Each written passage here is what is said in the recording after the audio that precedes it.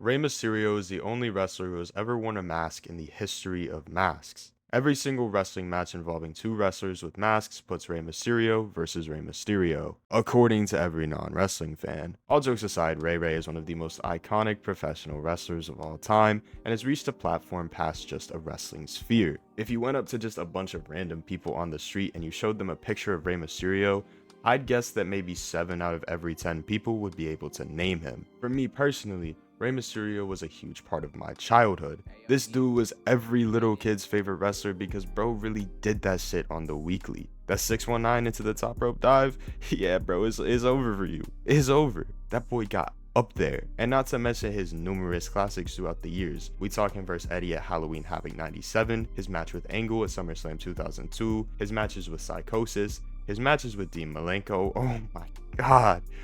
Oh my god. Not to mention his other iconic matches with Eddie, for better or for worse. Rey was a Royal Rumble winner, a world champion, numerous mid-card champion, and world-renowned name and title holder. Rey has a serious case for the Mount Rushmore of professional wrestling. Is he really as good as people say he is? I think so. But that's always going to be up for your own personal interpretation, and I really don't care about anybody else's opinion other than mine. Rey will always be known for his multiple long runs with WWE, which he's still employed to, but you can't forget his WCW days, ECW days, or really any days to be honest. He's just that iconic. Rey has quite literally been everywhere, even at All In. Now a lot of people tend to forget that Rey Mysterio was an indie guy for a little bit there and was on the super indie show All In. The show with Kenny Omega, the show with the Young Bucks, the show with Pentagon Jr., the show with literally every single indie darling. Yes, gang, Rey was an indie darling. And that's insane to think about. Rey Mysterio on the indies? What, bro? Segue time. Please don't turn into a mid-roll ad. Hello, welcome back to the channel. We are once again back in action. Today we finna really lock in and we finna talk about the independent wrestling run of Rey Mysterio from 2015 to 2018. It's an overlooked stretch of the legend's career that often only gets talked about when people bring up one specific run, his Lucha Underground one. And in today's video, we're really not gonna talk about that Lucha Underground run. We're really only gonna talk about a few matches that I find cool, that I find to be like a fucking fever dream that they ever existed. I'm gonna try to cut out all the yapping and we're really just gonna get right into it. We're really just gonna get right into it for real. And we're gonna talk about his little WWE exit at the end of 2014 and like early 2015. It really is hard to imagine Rey Mysterio anywhere other than WWE in the broad spectrum these days. I mean, that's where he truly broke out into superstardom. That's where he truly became a household name and caused for many childhood injuries across the world. I've had surgery in my knee 3 times. Or whatever the fuck he says in those little don't try this at home ads. However, in 2014 and 2015, Rey had a pretty hard decision to make. Due to aging as well as his kids growing up, and just his overall physical health on the back of a grueling WWE schedule, he decided to part ways with WWE in February of 2015, after requesting his release and his contract promptly being terminated. This felt like more of a burnout opposed to anything else, as he continued to wrestle on a much lighter indie schedule. He spent the next 3.5 years bouncing around different promotions, and just living out the dream as an established legend who could get a payday anywhere. I'd also be wrong if I didn't mention this. Rest in peace, Perro Aguayo Jr. This entire run felt like an absolute fever dream. He was just about anywhere over these 3 years. He worked around North America and Europe, and even a couple Japan dates and a date or two across South America. And it's crazy for me personally to think that Panama ran a wrestling show.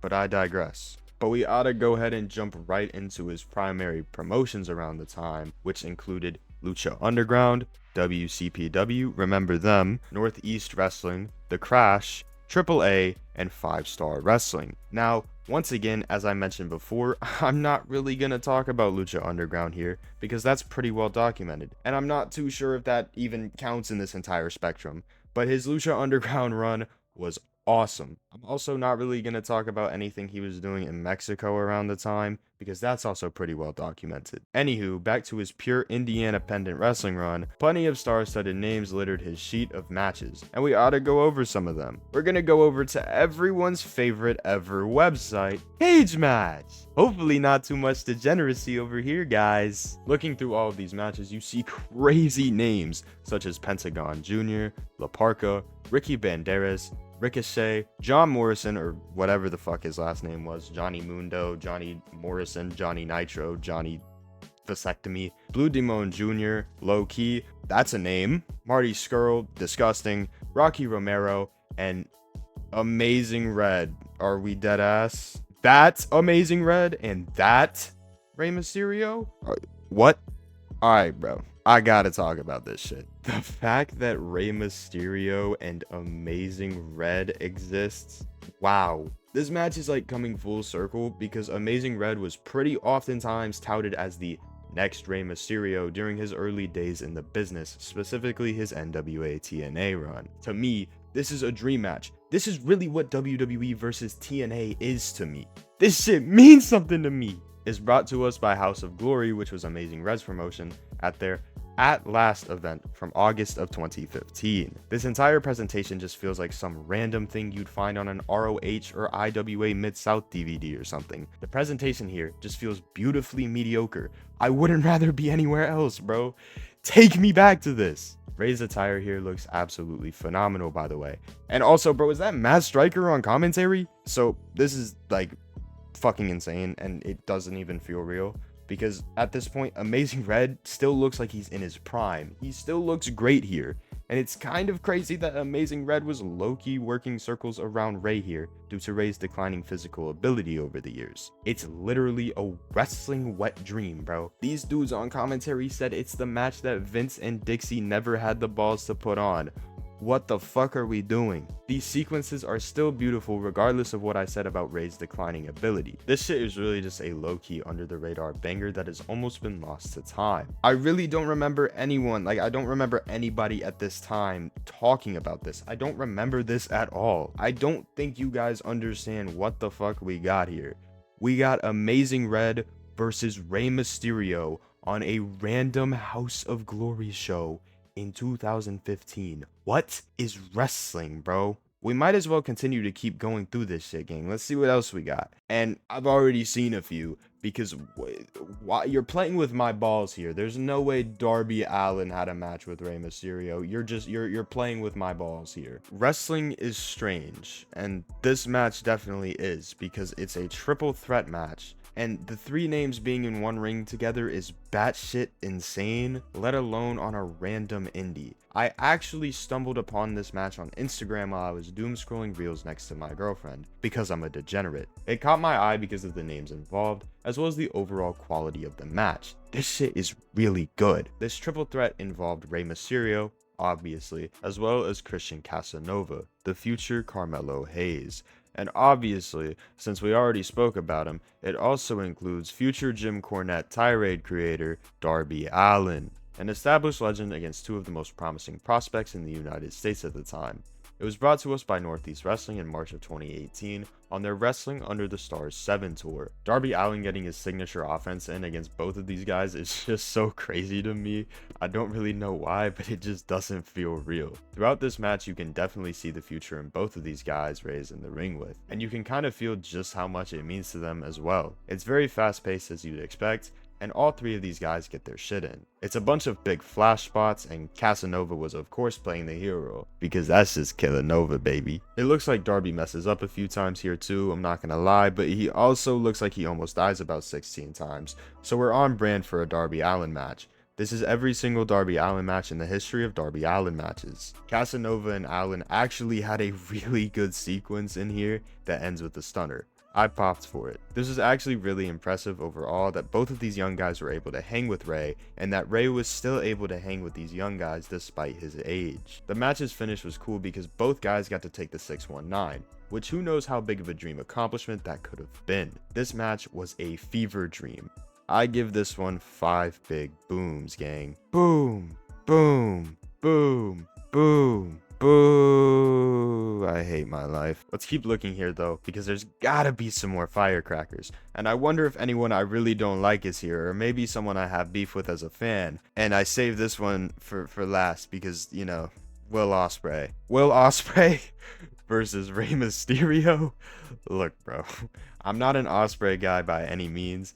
Damn near could say I dislike him, but I may spontaneously combust over this. And oh my god, look at the company. Ah, yes. WCPW. While the company went up in flames, this match was fire. Was that corny? Yeah. Alright. I'll be here all week. WCPW was such a huge part of my childhood as someone who grew up a huge What Culture fan. They exposed me to so much I had no idea existed in the wrestling world as a little jit. And I especially love the feeling of the shows. They felt like a video game. They just pitched everybody against everybody. It was kind of crazy. They pulled American talent, they pulled Japanese talent, and they pulled like British talent. They pulled everybody. There was something about the Pro Wrestling World Cup that stuck out to me as an event in total because it's such a perfect idea. I do this shit every single time I play TEW. I wish more companies would do things like that for real. There was also just something about young Will Ospreay that moved me, man. Maybe it's because he was so new to me.